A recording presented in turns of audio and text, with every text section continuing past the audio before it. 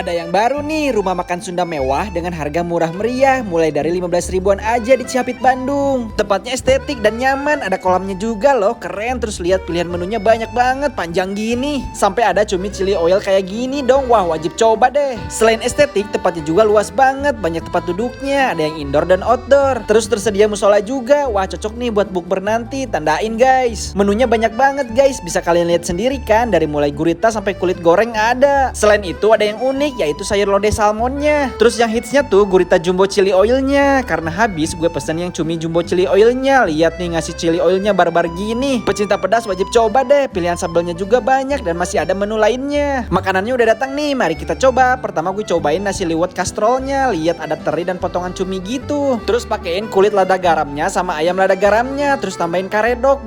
Lihat ayamnya tuh juicy gini. Kasih bumbunya tuh nggak pelit. Asli bumbu lada garamnya tuh enak banget, nikmat deh. Nah ini